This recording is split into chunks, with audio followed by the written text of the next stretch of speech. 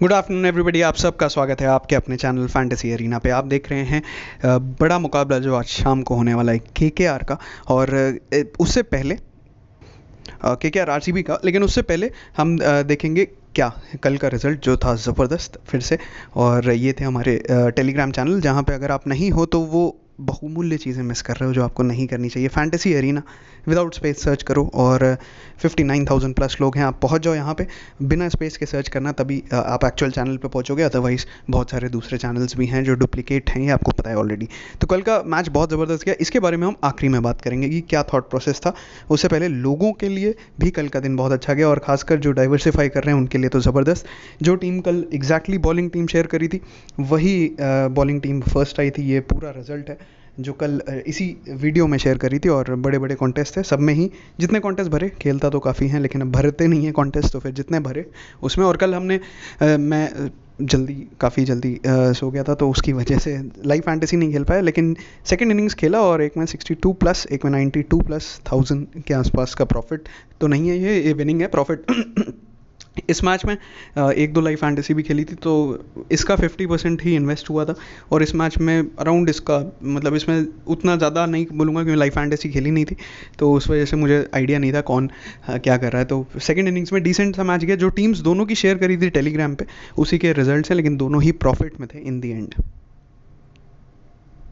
और जैसे मैंने आपसे बोला था, हमेशा डाइवर्सिफाई की तरफ देखो। बड़े मैचेस है, सबको ही सब कुछ जानता है, तो आपको अलग रहना पड़ेगा। नहीं तो भेड़ चाल में चलते रहो, वो आपकी मर्ज़ी है। आप जो देख रहे हो आप वैसे ही रहोगे, कभी आपका खाता चेंज होने नहीं वाला।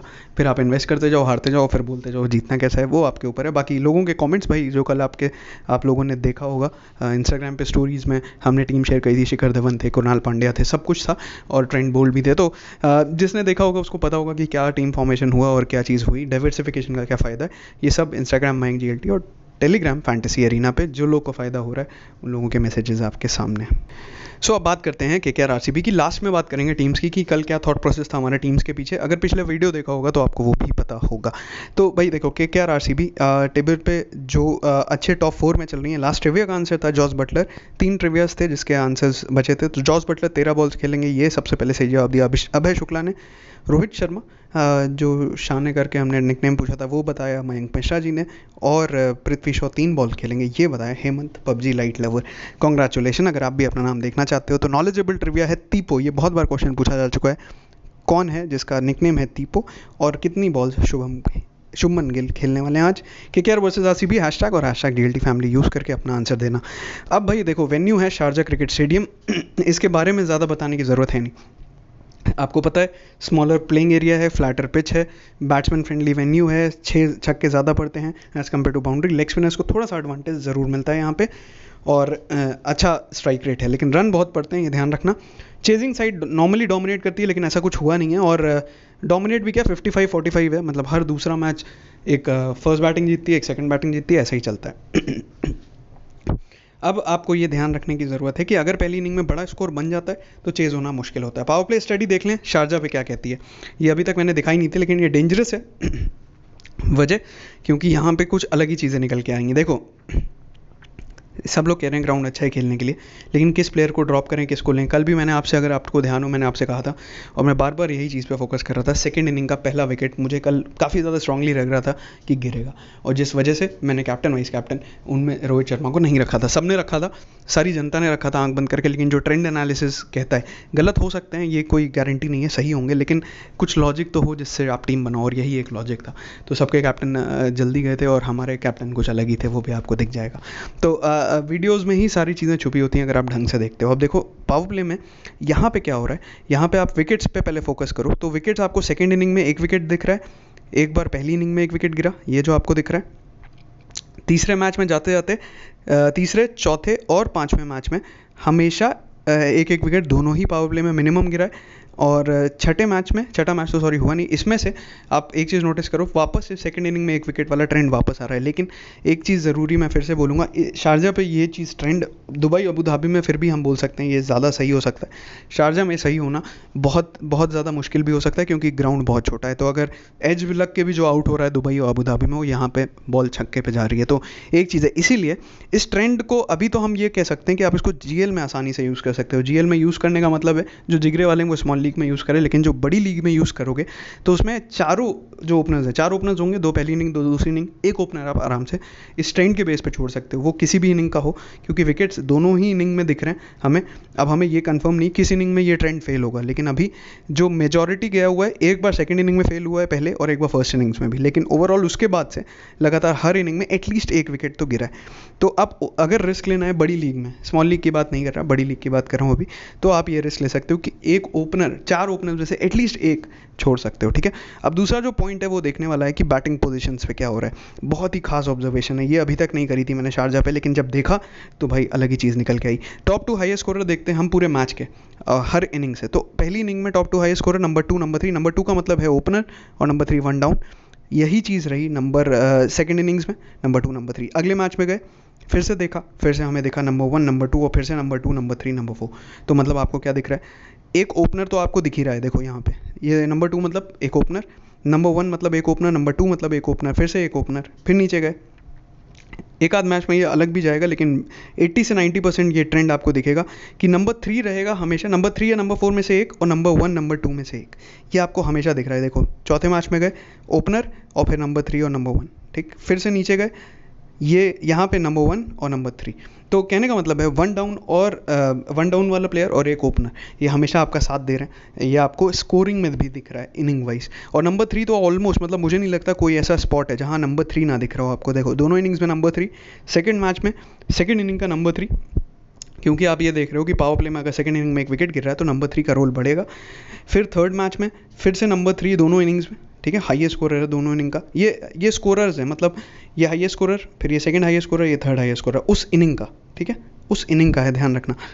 चौथे मैच में नीचे गए, फिर नंबर 3 एक बार दिखा आपको, नंबर 4 भी आया यहाँ पे सपोर्ट करने, और नंबर 5वें मैच में फिर से नंबर 3।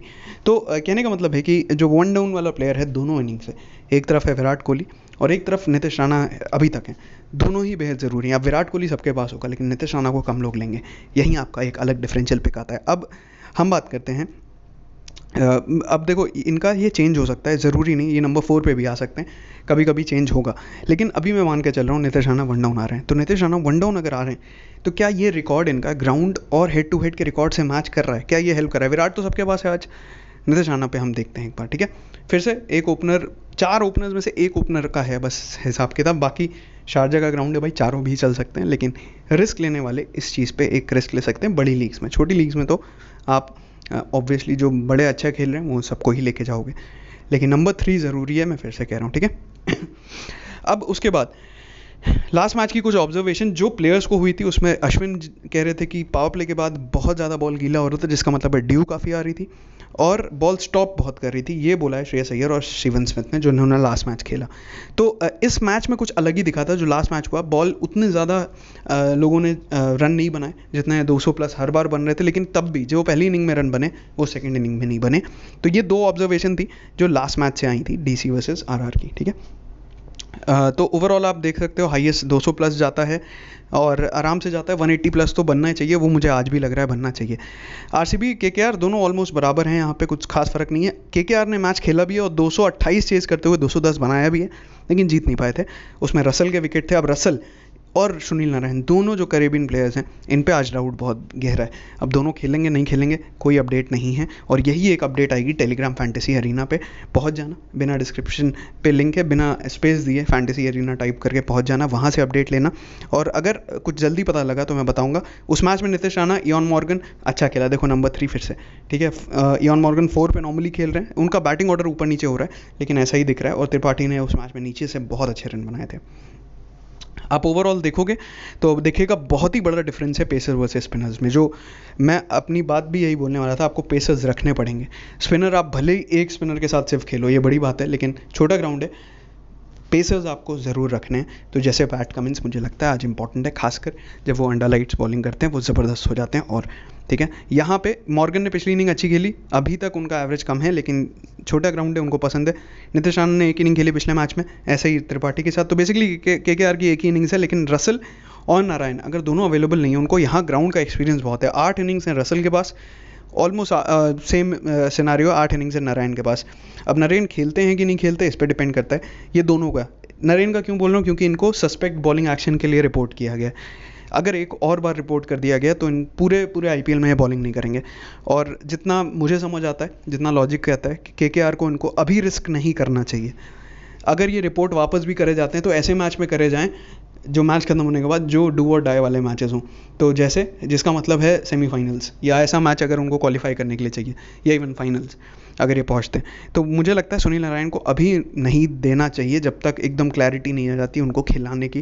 क्योंकि अगर अभी रिपोर्ट हो गए फिर से तो पूरे टूर्नामेंट में अनअवेलेबल हैं। रसल इंजर्ड हो चुके थे पिछले मैच में, तो अगर रसल भी नहीं खेलेंगे, नारायण भी बॉलिंग नहीं करेंगे, तो डेथ में बॉलिंग फिर करनी पड़ेगी पैट कमिंस को। इसीलिए मैं कह रहा था पैट कमिंस मेरे लिए थोड़े से ज़्यादा इंपॉर्टेंट है। आरसीबी की तरफ से सब पहली बार उनका सेटल लग रहा है क्रिस मॉरिस के आने के बाद, और विराट कोहली तो यहाँ झंडे गाड़ के रखते हैं, इवन एबी डिविलियर्स भी, और एरन फिंच भी यहाँ थोड़ा सा उभर आते हैं 30 के एवरेज पे, और उदाना ने काफ़ी बॉलिंग कर रखी है यहाँ पे, 14 का एवरेज है।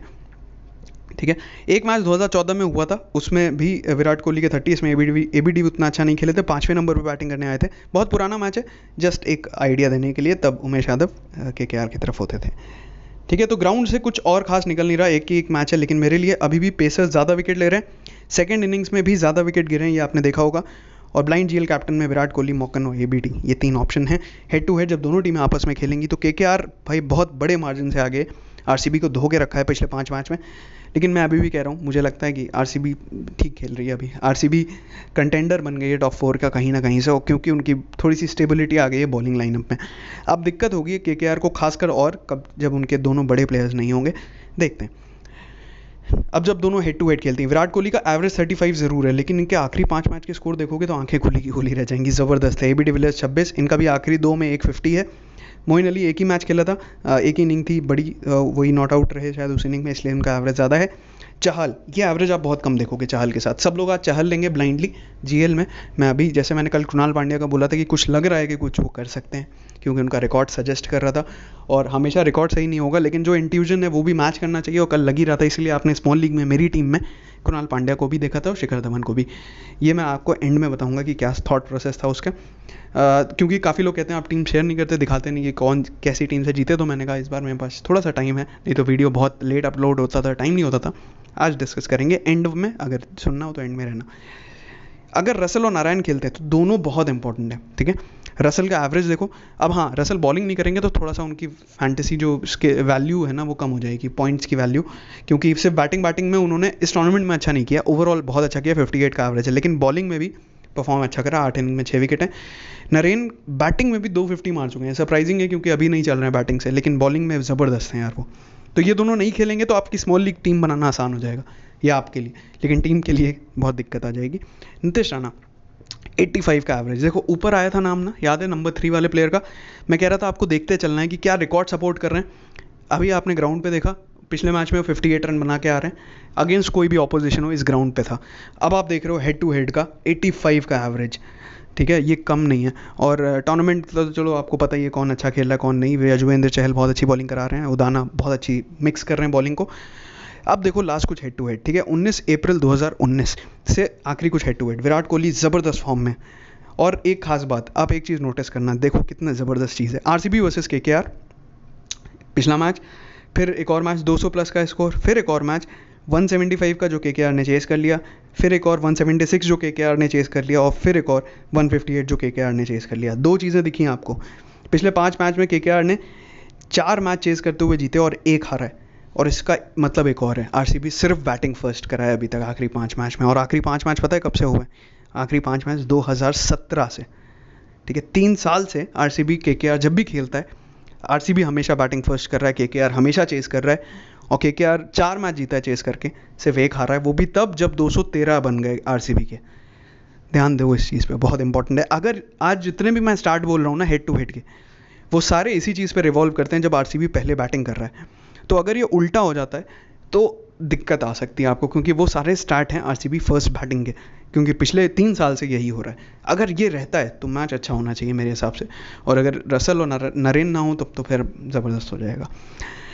ठीक है, देखो राणा जी का स्कोर 85 नॉट आउट, रसल का स्कोर ज़बरदस्त है, और बाकी विकेट्स फिर नीचे गए। फिर आप देखो विराट कोहली 100 थी, 84 एबी डिविलियर्स का स्कोर, चहल का 1 विकेट। चहल के ना 1 विकेट से ज़्यादा अभी तक देखे नहीं है, पिछले 5 मैचों की बात बता रहा हूँ, 1 विकेट ही लिया है या कुछ भी नहीं लिया, लेकिन इससे ज़्यादा नहीं है। उसके बावजूद मतलब उसके अलावा नवदीप सैनी ने फिलहाल बेटर बॉलिंग करी और शायद डेथ में भी बॉलिंग करें, क्योंकि पहले स्टेन खेलते थे, अभी स्टेन नहीं है। और देखो राणा जी फिर से 30 प्लस का स्कोर, 30 प्लस भी आपको 30 पॉइंट दे के जाता है तो कुछ बुरा स्कोर नहीं है। और रसल का फिर से स्कोर, तो हमेशा से ये पॉइंट रहा, अगर आपको याद हो, मैं हमेशा से रसल जब चेज़ करता है हमेशा लेना चाहता हूँ मैं उसको, क्योंकि वो चेजिंग में बहुत अच्छा पॉइंट्स दे जाते हैं, भले ही मैच जिताए ना जिताए हमें पॉइंट दे जाता है। देखो विराट कोहली फिर से आखिरी 3 मैच में कंटिन्यूसली स्कोर्स हैं 68, और फिर नरेन रसल के विकेट्स, ठीक। कुछ ना हो, हमें रसल पॉइंट्स तो दे के जाता था हमेशा, लेकिन नरेन भी बुरे नहीं है। कभी 1 विकेट है तो कभी 50 भी मारी और कभी रन भी दिखेंगे आपको। अगर आपको नरेन की 50 देखनी है तो चलते चौथे मैच में, यहाँ आपको दिखेगी नरेन की 50 और उसके साथ नीतीश राणा के बॉलिंग। अब एक खास बात यहाँ बोल दूँ, अगर नरेन नहीं खेलते तो एक तो वरुण चक्रवर्ती रहेंगे, कुलदीप यादव आ सकते हैं। अगर कुलदीप यादव को नहीं लाते थोड़ा शॉकिंग होगा मेरे लिए, क्योंकि मुझे लगता है वो आएंगे। अदरवाइज़ नीतीश राणा बॉलिंग करा सकते हैं, और ये क्या पता जो अभी हम राणा जी का ऊपर से नाम ले रहे हैं ये बॉलिंग में भी कुछ हेल्प करें। ज़्यादा नहीं उम्मीद करना है इनसे, अगर एक आध भी विकेट मिल गया तो लकी विकेट भी आपको 25 पॉइंट दे जाएगा अगर ये बॉलिंग कराते हैं। लेकिन देखो 30 प्लस का स्कोर तो इनका दिख ही रहा है, तो मैं ये नहीं कह रहा नीतीश राणा को कैप्टन बना दो, लेकिन एज अ प्लेयर मुझे लगता है ये 25 से 30 पॉइंट देने के लायक हैं कहीं ना कहीं से, फील्डिंग से दें, बॉलिंग से दें, बैटिंग से दें। 25 पॉइंट्स के आसपास में मुझे थोड़ी सी उम्मीद है इनसे। और आरसीबी की तरफ से विराट कोहली आज के ब्लाइंड कैप्टन और 34% लोगों के हैं, लेकिन वाइस कैप्टनसी की चॉइस में क्योंकि रसल और नरेन अगर नहीं खेलते तो मुझे लगता है एक अच्छी चॉइस और अलग हट की चॉइस है एबी डिविलियर्स की, क्योंकि सब वाइस कैप्टन चाहे शुभमन गिल को बना रहे हैं और ओपनर हैं वो तो अच्छा खेल रहे हैं, बहुत अच्छे फॉर्म में हैं। वो भी कर सकते हो, एक नीतीश राणा ऑप्शन है और एक ऑप्शन मॉर्गन और एबी डिविलियर्स है। तो वाइस कैप्टन आपको सोचना है, बहुत सारा टाइम है आपके पास, सोचो क्या अलग कर सकते हो। सेम वाइस कैप्टन रखना है तो शुभमन गिल, डिफरेंट करना है तो ये ऑप्शन है आपके सामने जो मैं दिखा रहा हूँ। एक ऑब्जर्वेशन और है, ये ऑब्जर्वेशन है एबी डिविलियर्स को लेकर। ये हमेशा से मैं बोलता भी आया हूँ, एबी डिविलियर्स पहले बैटिंग करते वक्त ज़्यादा अच्छे से खेलते हैं, सेकेंड बैटिंग में उतना बेटर नहीं रहा है, अच्छा खेलते हैं, उतना ज़्यादा तबाही नहीं मचेगी। तो अगर पहले बैटिंग करते हैं ना तो ये दोनों कॉम्बिनेशन अच्छे हो सकते हैं, एबी डिविलियर्स विराट कोहली एक साथ। अदरवाइज ये थोड़ा अलग हट के रहेगा, सेफर में आप शुभमन गिल के साथ जा सकते हो जिसके साथ जनता है, ठीक है, दोनों ऑप्शन है। नरेन और रसल खेलेंगे तो कोई चॉइस ही नहीं, फिर आप इन्हीं के साथ जाना, इन दोनों में से किसी एक के साथ। अगर नरेन खेलेंगे और बॉलिंग भी करा रहे हैं, बॉलिंग ही कराएंगे मतलब खेलेंगे तो बॉलिंग ज़्यादा इनकी ज़रूरी है, और रसल करें तो अगर वो बॉलिंग कराते हैं, ये दोनों का ही सिनेरियो आपको क्लियर होगा टॉस पे। तो जुड़े रहना, फिर से कह रहा हूँ, टेलीग्राम चैनल पे। देखो नरेन ने 250 मार रखी थी पहले और बॉलिंग से कुछ ना कुछ विकेट दे देते हैं। उमेश यादव अगर आते हैं तो ये पहले केकेआर के अगेंस्ट में खेलते थे, केकेआर के साथ खेलते थे, तो भी डिसेंट परफॉर्मेंस है। और चहल का देखो आप, 1 विकेट आपको दिख ही रहा है। तो जैसे मैंने कहा आरसीबी बैटिंग फर्स्ट करी थी हर मैच में, तो ये रिकॉर्ड सारे उस बेसिस पे। तो अब आप देखोगे विराट कोहली का परफॉर्मेंस देखो, ये लास्ट 2017 से 5 रन, 31 रन, 68, 84 और 100 इंक्रीजिंग ऑर्डर में रन बन रहे हैं, और इसीलिए आज सबके कैप्टन के चॉइस हैं। अब जिन लोगों का नाम ही नहीं आया, जैसे आरन फिंच, देवदत्त पडिक्कल, ये पहली बार खेलेंगे इस साइड से, तो इनको फ्रेश विकेट मिलेगी। तो फिंच और पडिक्कल दोनों अच्छा खेलते हैं, ये ओपनर्स हैं। डिविलियर्स ने भी 150 144 मार रखा है। उसके बाद नीचे गए तो फिर हमें दिख रहा है डेल स्टेन का। अदरवाइज आप देखो नवदीप सैनी के विकेट्स हैं 2 मैच में, 1 और 2, और चहल का जैसे मैं कह रहा हूँ 1 विकेट है, उसके बाद 0 विकेट्स हैं। तो ये एक चीज़ देखने वाली है कि उनको कंसिस्टेंटली उतने विकेट्स नहीं मिले जितने बाकी मैचेस में मिले, और ग्राउंड भी छोटा है। स्पिनर्स मेरे हिसाब से 1 ही रखो काफ़ी रहेगा, अगर 2 भी रख रहे हो तो फिर ये देख लेना कि वो कुछ और भी पॉइंट्स दे, क्योंकि बैटिंग थोड़ी सी ज़्यादा बेटर चल रही है। उसके बजाय अगर आप सपोज इसका ऑल्टरनेटिव देख रहे हो तो यजुवेंद्र चहल का बहुत अच्छा ऑल्टरनेटिव है इसरो उदाना, तो क्योंकि वो अपनी स्पिन बहुत ज़्यादा मिक्सर करते हैं अपनी स्लोअर डिलीवरीज में, और ग्राउंड का रिकॉर्ड काफ़ी अच्छा है। ठीक, सब समझ में आ गया। केकेआर के लिए नरेन का रिकॉर्ड देखोगे तो ज़बरदस्त है, कुछ ना कुछ करके गए हैं हमेशा, देखते हैं आज खेलते हैं कि नहीं। शुभमन गिल बैटिंग नीचे करते थे तो हम उनके रिकॉर्ड्स की बात नहीं कर सकते। नीतीश राणा देखो, जैसे मैं कह रहा हूँ, एक मैच अगर 15 रन बनाए हैं, देखो फेल भी हो सकते हैं, फिर से कह रहा हूँ, लेकिन risk in GL worth taking है। सारे लॉजिक जीएल के हिसाब से आपको ग्रैंड लीग्स में वर्थ टेकिंग है, स्मॉल लीग में एज अ प्लेयर रख सकते हो अगर कुछ अलग करना चाहते हो। सेफ करना है वो भी दिखा दूंगा, जनता ने सेफली क्या किया है। सेफ में दिनेश कार्तिक आपके पास ऑप्शन है, जो पिछले मैच में बहुत अच्छा खेल के गए। अब रसल खेलते हैं तो देखेंगे, अभी के लिए हम रसल और नारायण को कंसिडर नहीं कर रहे हैं क्योंकि हमें नहीं पता वो खेलेंगे कि नहीं। आगे देखते हैं, आगे देखेंगे तो कुछ खास नहीं मिलेगा रिकॉर्ड, क्योंकि सब नए प्लेयर्स हैं। फिर से टॉस बेस्ड एनालिसिस में आप देखें तो आरसीबी ने सब बैटिंग करी है। विराट, एबीडी अनस्टॉपेबल हैं, खासकर विराट। हाई स्कोरिंग मैचेस रहे हैं हेड टू हेड में और सुनील नारायण कंसिस्टेंट परफॉर्मर रहे हैं। लेकिन अगर सुनील नारायण नहीं खेलते तो टॉम बैंटन ओपन कर सकते हैं, अगर आएंगे, अब ओपन करेंगे कि नहीं पता नहीं। नीतीश राणा एक डिफरेंशियल प्लेयर हैं टू वॉच आउट फॉर, और अगर नारायण नहीं खेलते और कोई स्पिनर नहीं आते तो Nitish Rana as an spinner भी बॉलिंग करा सकते हैं। रसल का परफॉर्मेंस आरसीबी के अगेंस्ट में बहुत कंसिस्टेंट रहा है, तो ये एक चीज़ ध्यान रखना। और बॉलिंग कराएंगे कि नहीं ये डाउटफुल है, क्योंकि इंजरी के बाद मुझे लगता है उनको प्रिजर्व करना चाहिए एंड के मैचेस के लिए। और सैनी और इसरू उदाना में से एक प्लेयर आपकी टीम में ज़रूर होना चाहिए, ये ध्यान रखना। तो अगर अगर उमेश यादव खेलते हैं तो आपके लिए एक आध टीम में जीएल में ट्राई करने लिए वर्थ हो सकते हैं, लेकिन मुझे लगता नहीं वो खेलेंगे। तो एक ये पॉइंट था। अब जीएल की टिप्स क्या हैं, देखो मेरे लिए जीएल की इस मैच की सबसे बड़ी जो 2 टिप्स हैं, एक तो एबीडी और विराट वाली जो ऊपर बताई, ठीक है, उसके साथ इनके कॉम्बिनेशन में आपको टीम कॉम्बिनेशन बनाना है। तो विराट एबीडी एक टीम में, साथ में राणा और मॉर्गन को एक टीम में रख लोगे, और उसी टीम में जिसमें इन चारों को रखोगे उसमें आपको ओपनर्स रोटेट करने हैं। क्योंकि जैसे हमने एनालिसिस करा, एक ओपनर तो जा रहा है, अब किस इनिंग का ये कंफर्म नहीं बोला जा सकता शारजा में, बाकी दोनों में तो हमने बोला था, यहाँ पे नहीं बोल सकते। तो एक कोई ओपनर हटा के बाकी प्लेयर्स आप रोटेट करते रहो, ठीक है। ऐसे रोटेट करके जीएल की टीम बनाओ। शारजा है तो जाहिर सी बात है रन ज़्यादा बनने चाहिए, ये सबको उम्मीद है। उस बेसिस पे ये 4 प्लेयर हो गए, और 3 ओपनर्स अगर आपने लिए तो 7 प्लेयर हो गए। अगर आप 2 भी ओपनर्स ले लेते हो तो 6 हो जाएंगे। तो मेरे हिसाब से 3 भी ले सकते हो, अगर इन 4 को साथ में रख के इन 3 में भी ले लोगे तो 6 प्लेयर्स हो जाएंगे, 7 प्लेयर्स हो जाएंगे। वो 7 प्लेयर्स प्लस अपने 4 प्लेयर, 3 बॉलर और 1 ऑलराउंडर, आपकी 11 बन जाएगी। अगर यहाँ से आप 2 लेते हो तो 2 ऑलराउंडर और 3 बॉलर, फिर से 11 बन जाएगी। अच्छी होगी, ज़रूर ट्राई करना ये चीज़। और फिर से एरन फिंच बैटिंग फर्स्ट, एक टीम में कैप्टन बना के छोड़ देना। बहुत इनडिफरेंट फॉर्म में है, बहुत उल्टा सीधा शॉट मार रहे हैं, लेकिन जिस दिन लगने लग गए उस दिन आपके लग जाएंगे, तो समझ जाना, ठीक है। अब आता है प्लेयर बैटल। देखो प्लेयर बैटल में कुछ खास है नहीं, क्योंकि नरेन और रसल इन दोनों का परफॉर्मेंस है जो पता नहीं खेलेंगे कि नहीं। वजह बता दी नरेन की भी और रसल की भी। तो अगले ऑप्शन बचते हैं आपके पास पैट कमिंस, जिन्होंने विकेट तो नहीं लिया लेकिन डिसेंट बॉलिंग कराई है इस टूर्नामेंट में भी। और दूसरे ऑप्शन बचते हैं कुलदीप यादव। तो अब देखते हैं कौन आता है यार। इनकी आज लाइनअप में ही सब कुछ रखा है मुझे लगता है, लेकिन जो भी आप यहाँ से लेके जा रहे हो वो ध्यान ज़रूर रखना, बहुत हेल्प करेगा। नरेन नहीं होंगे तो फिर कुलदीप यादव को ट्राई कर सकते हो, लेकिन स्पिनर मेरे हिसाब से इस ग्राउंड में लेना है। तो अगर आप 2 ले रहे हो तो थोड़ा सा ज़्यादा रिस्क हो जाएगा मेरे हिसाब से। बाकी पेसर्स रखो, क्योंकि डेथ में बॉलिंग करेंगे, विकेट्स मिल सकते हैं उनको, ठीक। तो मैं, अगर आप मुझसे पूछोगे तो मैं पैट कमिंस, प्रसिद्ध कृष्णा में से एक और वरुण चक्रवर्ती को लेके जाऊंगा अपनी बॉलिंग लीग में। केकेआर की बात करें आरसीबी के अगेंस्ट में, नवदीप सैनी सबसे अच्छी बॉलिंग कराते हैं। चहल ने विकेट्स लिए हुए हैं, जैसे मैंने कहा 1 विकेट तो इनको मिल जाता है, लेकिन कभी कभी नहीं भी मिलता है, जो बाकी की टीम्स के साथ में नहीं होता। हमें चहल से इतनी उम्मीदें हो गई कि हर मैच में विकेट लेंगे कि ये आपको स्टार्ट ध्यान रखना है और जीएल में इस बेसिस पे बनाना है। अदरवाइज क्रिस मॉरिस ने बहुत दुखी कर रखा है नीतीश राणा को। 14 बॉल में नीतीश राणा ने रन बहुत बनाए लेकिन 2 बार आउट हो गए। रसल को 18 बॉल में रन बहुत बनाए लेकिन 3 बार आउट हो गए। और दिनेश कार्तिक को 30 बॉल पे 39 रन और 3 बार आउट हो गए। तो मतलब तीनों के अगेंस्ट में मॉरिस ने बहुत अच्छी बॉलिंग कराई है। सिर्फ मॉर्गन ही है जिन्होंने उन्होंने बेटर खेला है, काफ़ी अच्छे तरीके से खेला है। नीतीश राणा को एक दिक्कत रहेगी जो सारे रिकॉर्ड्स के अगेंस्ट जा सकती है, वो है यजुवेंद्र चहल, जिनके अगेंस्ट में वो 2 बार आउट हो चुके हैं। और लेग स्पिन से हमेशा उनको थोड़ी सी दिक्कत ज़रूर रही है, जब भी खासकर रॉन्ग वंस पे। तो ये एक चीज़ है जो उनके अगेंस्ट में जा सकती है। तो इसीलिए मैं आपसे कह रहा हूँ सेफ जाना है। आपको सेफ ऑप्शन मैंने ऑलरेडी बता दिया, मॉरिस, सैनी और यजुवेंद्र चहल, ये 3 बॉलिंग ऑप्शन है। एकदम टीम से हटा देना, आप ये सोचो कि चहल हर मैच में विकेट नहीं ले रहा, ये देख के हटा दिया, ये गलत होगा। टीम में ज़रूर रखना, ठीक है। लेकिन मैं शायद आज कैप्टन एक पेसर को बनाऊँ, वाइस कैप्टन में भी चहल हो सकते हैं, या वाइस कैप्टन आप चेंज कर सकते हो क्योंकि सबके कैप्टन होंगे, लेकिन टीम में ज़रूर रखना यार, हटा मत देना, ठीक है। एक एरन फिंच का रिकॉर्ड बताना है आपको। स्पिन के अगेंस्ट में आप देखोगे बहुत बुरे से स्ट्रगल करते हैं, लेकिन कुलदीप यादव के अगेंस्ट में तो और ज़्यादा स्ट्रगल है उनका।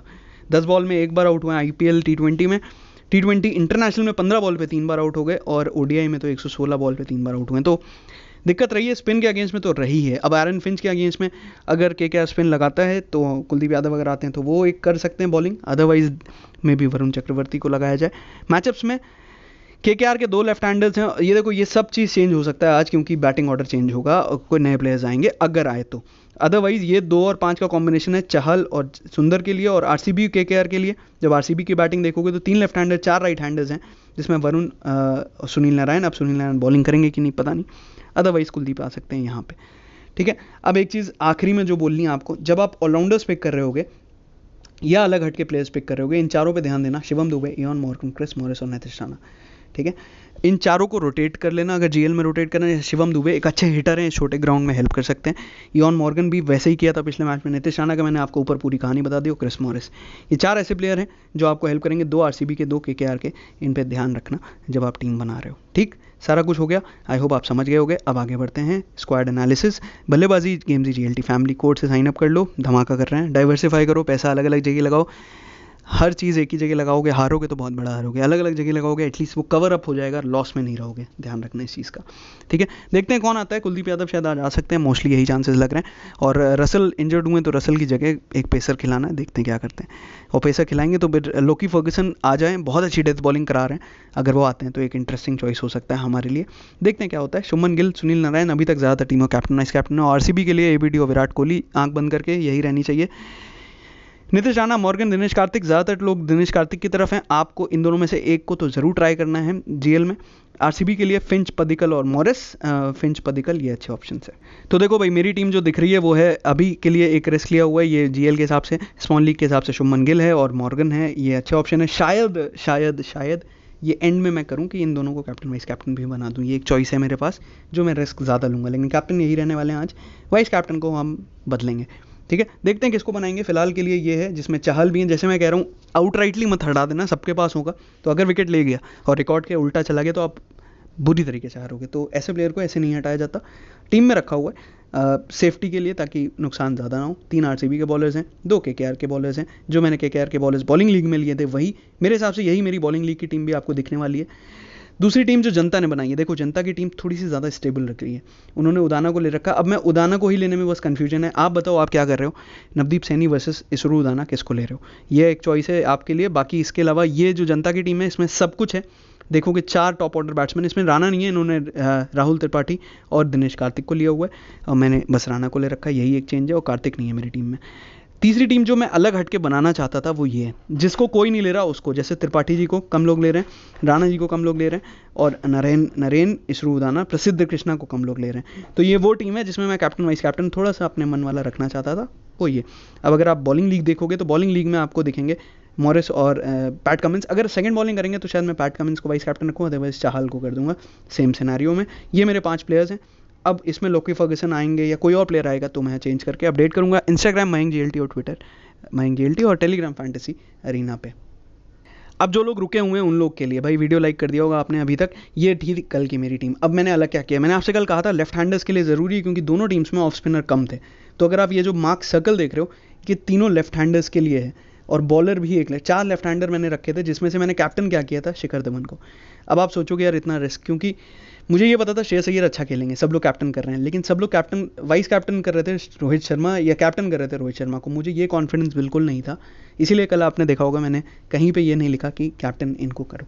मैंने इसीलिए शिखर धवन पे फोकस किया था, और कुणाल पांड्या वाइस कैप्टन रखे थे। मुझे ये पता था कुछ अलग करेंगे, लेकिन मुझे इतना उम्मीद नहीं था इतने ज़्यादा पॉइंट्स देंगे, टू बी फ्रैंक। लेकिन एक विकेट मुझे लग रहा था, तो मैं सेफ्टी के लिए गया। मैं एक ही टीम के 2 कैप्टन नहीं बनाना चाहता था, कैप्टन वाइस कैप्टन, इसलिए मैंने धवन को लेके सामने वाइस कैप्टन ये रखा था। तो ये था थॉट प्रोसेस कल का। अगर ये अच्छा लगा तो हम हर मैच में डिस्कस करेंगे, जो हारे हैं वो भी और जो जीते हैं वो भी, लेकिन आप पे डिपेंड करता है। जो ड्रीम टीम के 3 बॉलर्स थे, तीनों हमारे पास थे, और यही एक लॉजिक था। आप देख रहे हो बुमराह नहीं है। बुमराह को नहीं लेने का वजह ये था कि बहुत ज़्यादा अच्छा परफॉर्म करता था पिछले मैच में, तो जिसको लिया उसने भी कुछ खास किया नहीं वैसे। तो ये प्लेयर आप हटा भी सकते थे, कोई खास फर्क नहीं पड़ता, बस क्रेडिट बच गए मुझे बाकी प्लेयर्स लेने के। तो अब मैं ये सोच रहा था पृथ्वी शॉ को हटाऊं कि नहीं हटाऊं, बस यही एक कन्फ्यूजन रह गया एंड में। यहाँ पे मैं किसी और को ले लेता तो और ज़्यादा बेटर पॉइंट्स होते। वैसे 649 पॉइंट्स भी बुरे नहीं थे, स्मॉल लीग में आराम से जीते होगे। तो आई होप आपको समझ आया होगा क्या करा हमने, क्या अलग करा, और ये अच्छा लगा सेगमेंट तो बताना। टेलीग्राम फैंटेसी अरीना पे ऑल द बेस्ट।